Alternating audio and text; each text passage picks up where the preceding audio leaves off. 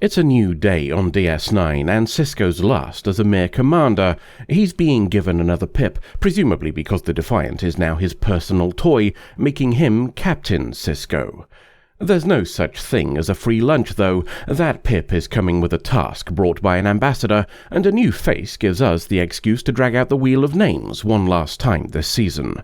Our ambassador here will be known as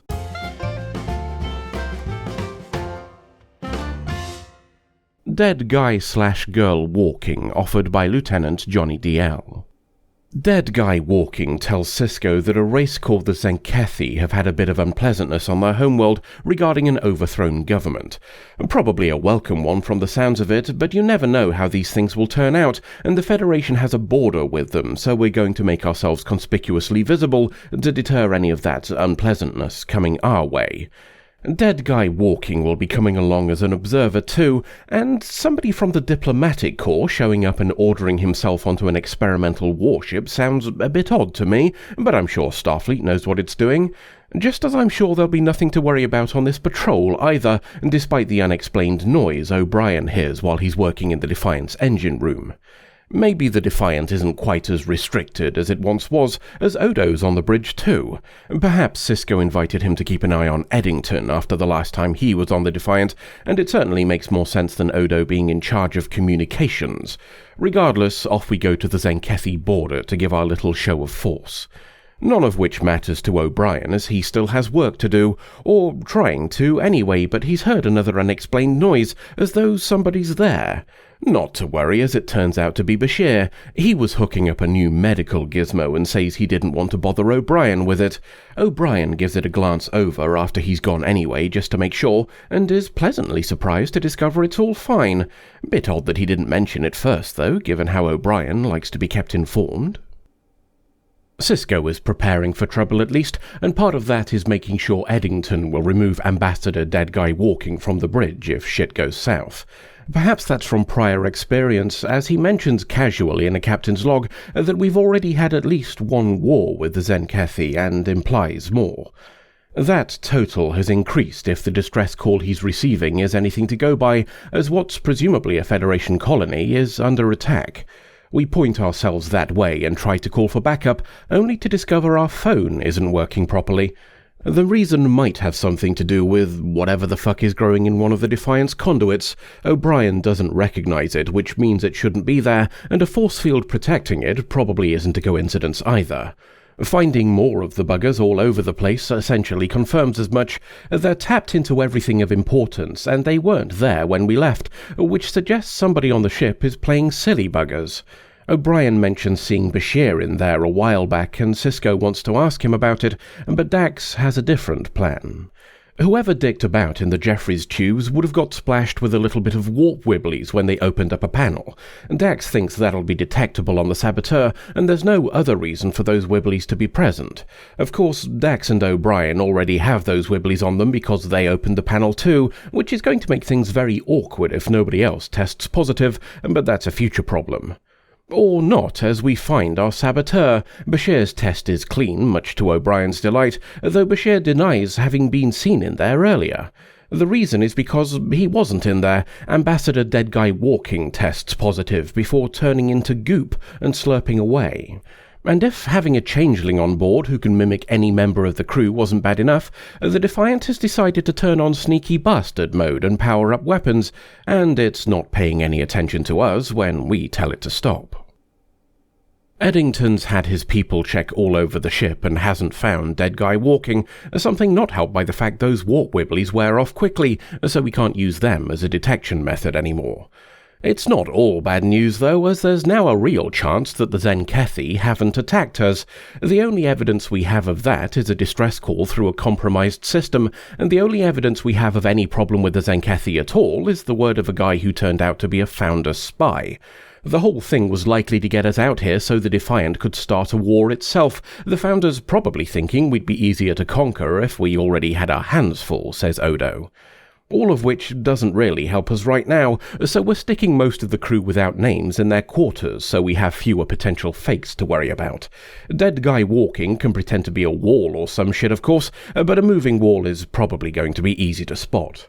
Or perhaps not, at least not if Dax is anything to go by.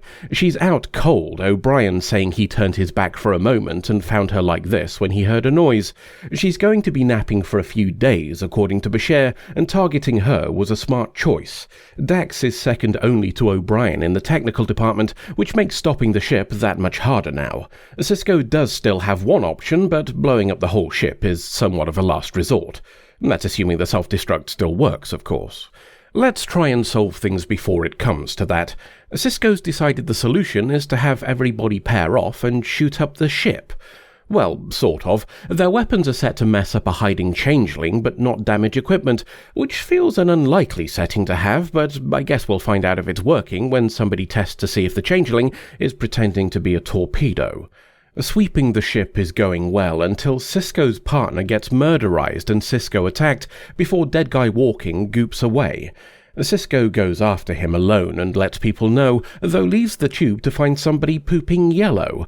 A Bolian assigned to partner Kira got separated from her and is now very suspicious of her indeed, but apparently not so suspicious that he didn't spend time changing his rifle back to a beam, but let's ignore that for now. Odo knocks him on his arse when he arrives, but he got separated from Eddington in the process. That leaves them with a five-way standoff between Sisko, Kira, Odo, Eddington and the Bolian lad, all of whom could have been replaced by Dead Guy Walking. Or not, as Odo says it can't be Sisko because he's bleeding. When a part of a changeling is detached, it turns back into goop, which feels like a piece of data he could have shared with them earlier, but at least we have a detection method now. Neither the Bolian nor Kira turn out to be Dead Guy Walking in disguise, which leaves the former a touch embarrassed, what with trying to kill her and all. Eddington's next, and after a close-up of Bashir holding 2 vials, we discover his blood isn't blood, but actually goop. Off to lock him up we go, with Eddington protesting all the way, but not as loudly as the real Bashir protests when he manages to bypass the door of the quarters he's been locked behind all this time. Dead Guy Walking stops being Bashir and scarpers into a conduit, followed by Odo after a nod from Sisko. He'll have to be quick as we're about to reach Sankethi space, and Sisko sticks the self-destruct on just in case. On the plus side, O'Brien thinks he might be able to shut down the shields protecting those gizmos planted all over the ship. It'll shut down the shields holding everybody in their quarters too, but we've got less than 10 minutes to give a shit about that, so it doesn't really matter.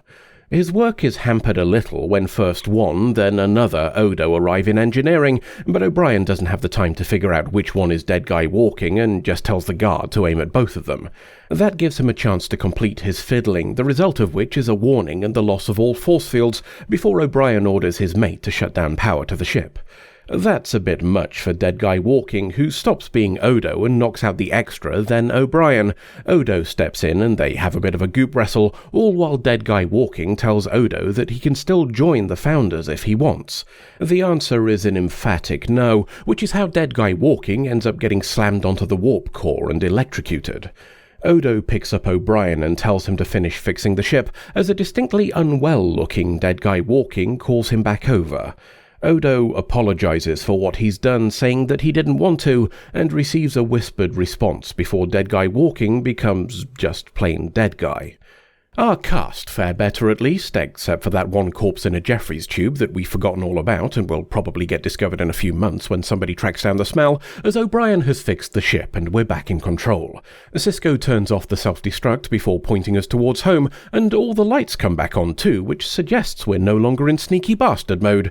If the Sankethi noticed it and wondered why a heavily armed Federation warship just popped up in their space, they're at least polite enough to not mention it to us.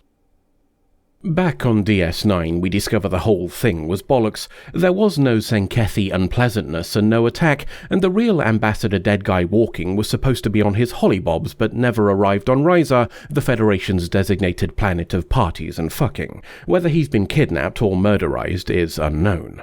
What is known is that Odo has something to tell them.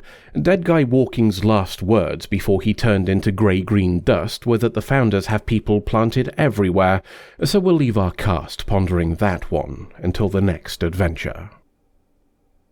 Before we start, there's something that feels off to me. We've a history in Trek of ambassadors having sweeping powers in the Federation, up to and including being able to give orders to ship captains. On the surface, that might sound like a reasonable thing, Starfleet being first and foremost an organization for science and diplomacy, but it rankles that there are no checks and balances against that power. Here we have a very stark example of why that's dangerous. An experimental warship can be ordered to an area of potential hostilities with just a word, and if that isn't enough to worry you, I'd remind you that Lwaxana Troi is an ambassador. The current arrangement gives her the power to order the orbital bombardment of a planet if one of its inhabitants insulted her hair. Johnny Picard might balk at such an order, but Janeway would have been pulling a trigger before the end of the sentence. To the story itself, then, and the Federation's worst fears are realized. Not only has the Dominion refused to go away, which you could argue was partly the fault of Uzlot in the Alpha Quadrant after a couple of species tried to kaboom the Founder's homeworld while the rest of us just stood by and watched, but they've also insinuated themselves into positions of importance all over the place, not just in organizations that are openly hostile to them. At least that's what we're told by Dead Guy Walking here, who himself is quite compelling evidence that what he says is true. Quite why he'd tell us about widespread infiltration in a story where we use a method of detecting Founders is debatable, but we could put that down to either fear tactics or another attempt to convince Odo to return home. Regardless, it means things are very shit indeed for the significant powers on our side of the wormhole. Even the threat of having a spy in your organization means everything will run that much slower while you tighten security, and that's before you consider how many individuals with grudges are wondering if they can pull some egregious shit and blame it on a Dominion plot. Not that anybody we know would do that, of course. Speaking of grudges, Odo's actions here, unintentional or not, would have put him right on the Founder's shit list, what with him now being the first changeling to harm another. That's assuming we don't count Dead Guy Walking sticking his hands in Odo to constitute harm, which I personally would, but I doubt they'll see things the same way. People who like to maintain order through force rarely apply the same rules of judgment to themselves. In fact, we've a clear indication that they wouldn't from the plot going ahead while Odo was still on the ship. Eddington points out that the Defiant being taken over and sent into hostile action puts Odo in the way of harm, something the Founders presumably dismissed by it not being personally inflicted or some such elastic thinking. Again, those rules of judgment become merely suggestions when they get in the way of the people who made them. One last thing to note before we end then. When Dead Guy Walking attacks O'Brien and the Extra in engineering, he reverts to the form used by Odetta and the other Founders on their homeworld when Odo met them. The practical purpose for that, of course, is as a visual method of instantly showing they're the same species, just as it was when Odo found his home planet, but we like to talk shit here, so let's have a think about why that might be the case. We know from previous episodes that Odo's form is based on Dr. Mora, the Bajoran scientist who studied him. We can theorize that the Founders on his homeworld mimicked that to make him feel more comfortable, having reasonable indications that data gathering on our side of the wormhole had taken place prior to his journey. A Vorta had visited us after all, and we've had at least one other member species of the Dominion here too, that we know of anyway. Odetta and her mates all appearing with those similar simplified facial features of Odo makes sense from the perspective of welcoming him. Adopting that as the reason, though, requires us to also accept that Dead Guy Walking was told to use this appearance when in any non-mimic humanoid form, and adhered to those instructions even while he was dying. Either the changeling's standard humanoid form is improbably similar to the one Odo just happened to adopt, or the importance they've placed on having Odo rejoin them is far greater than we've been led to believe.